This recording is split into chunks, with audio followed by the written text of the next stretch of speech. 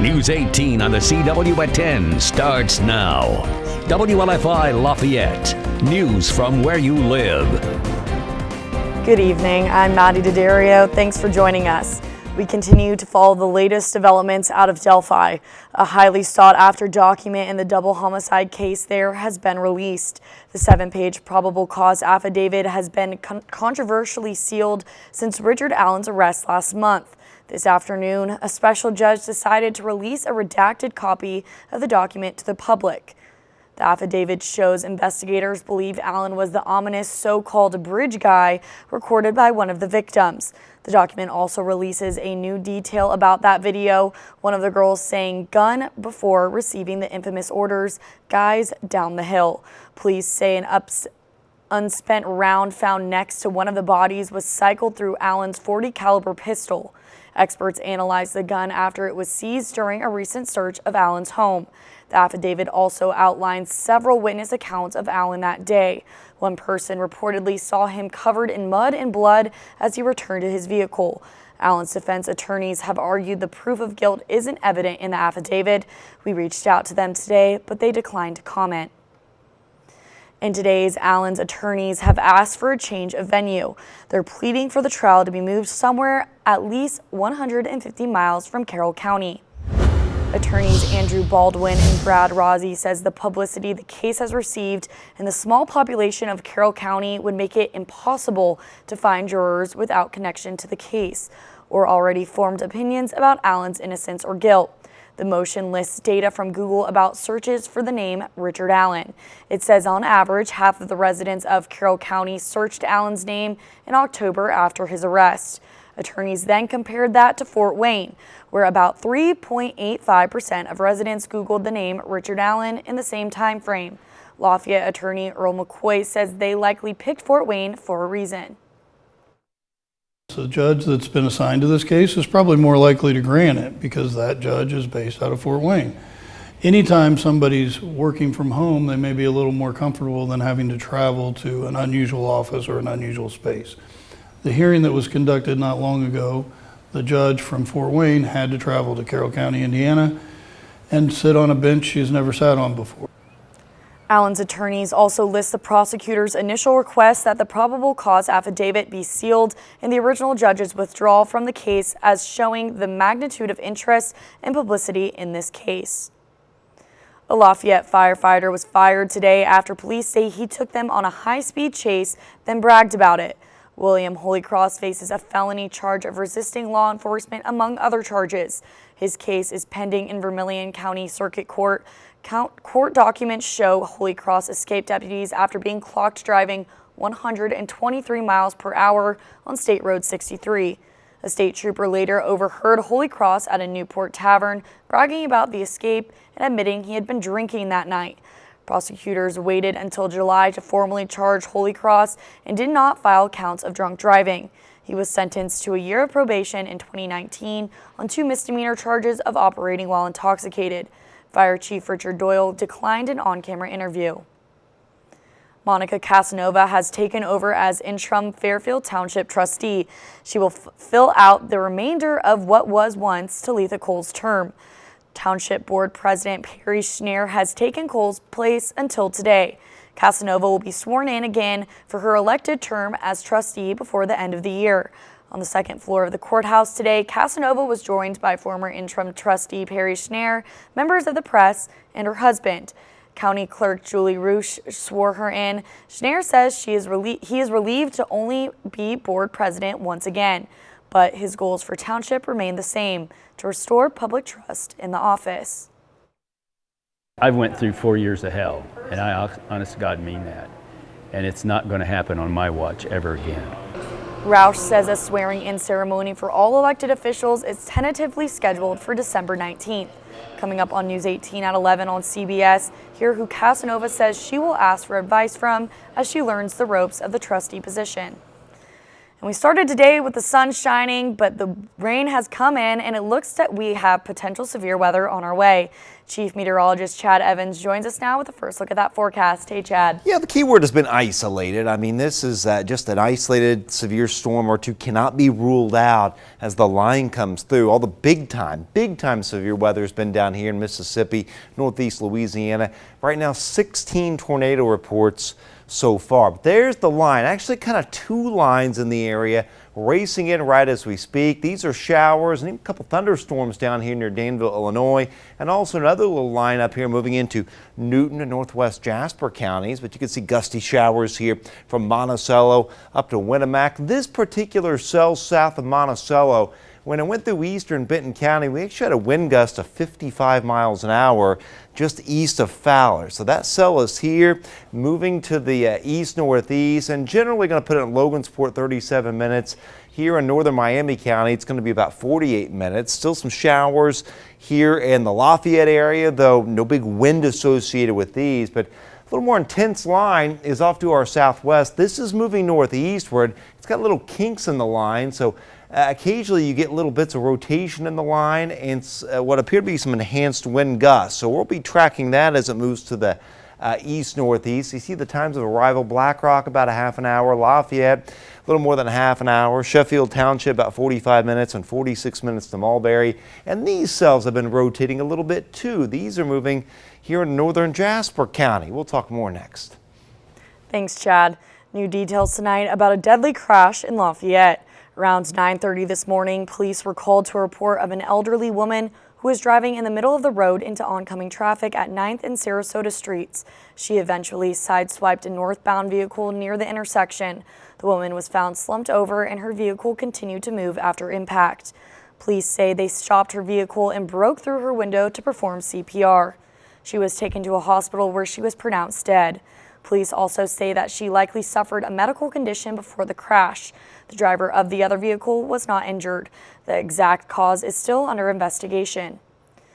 A boil order is in effect for a portion of Otterburn after the town repaired a water main break.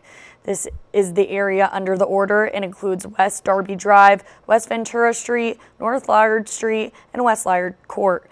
These areas are under the advisory until further notice. Deputy Town Administrator Lucas Darling says the water lines will undergo 2 rounds of testing before the order is lifted. The Tippecanoe County Health Department said today it has received more doses of the Moderna bivalent booster shots. The department has been waiting on a new shipment since early October. Chief Health Officer Dr. Greg Loomis says they now have 400 doses on hand. The new doses will be made available to the public beginning this Thursday.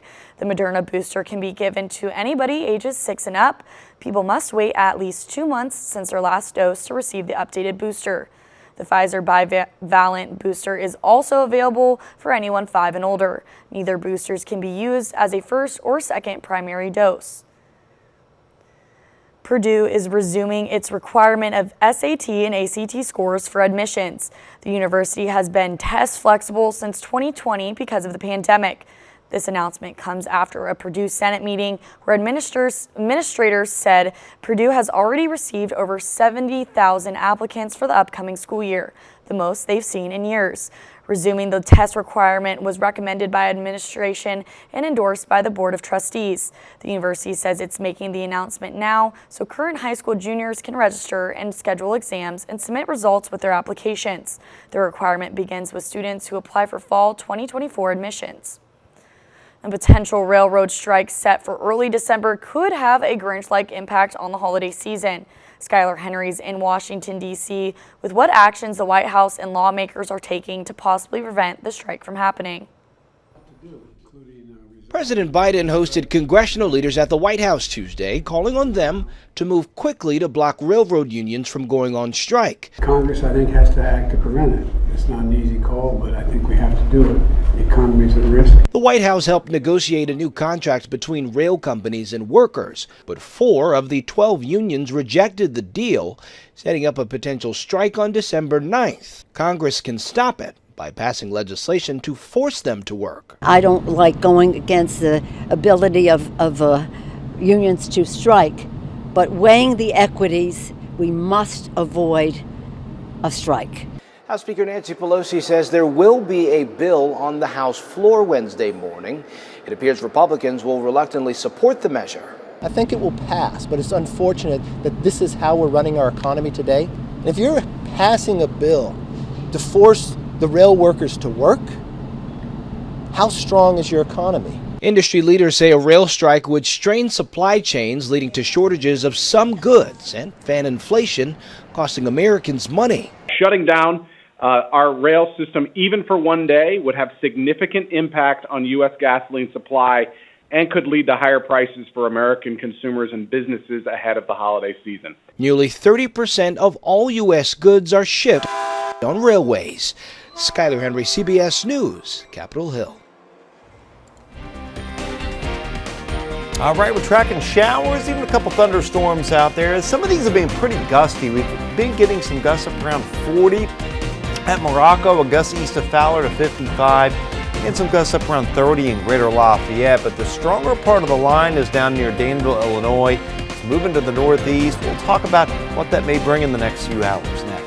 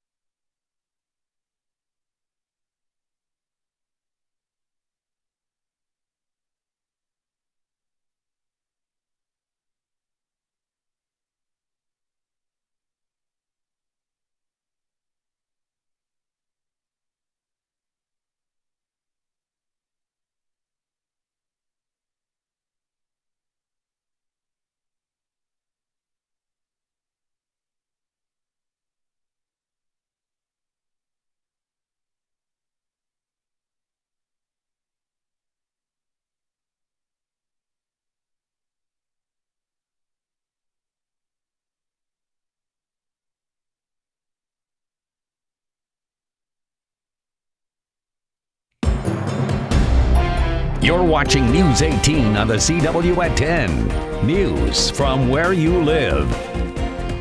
The U.S. Senate this evening voted to pass a bill to protect same-sex and interracial marriage. The upper chamber supported the Respect for Marriage Act by a vote of 61 to 36. 12 Republicans joined every Democrat to vote in favor of the bill, including Indiana Senator Todd Young. Senator Mike Braun, meanwhile, voted against the measure. The bill was first passed by the Democratic-controlled House in July.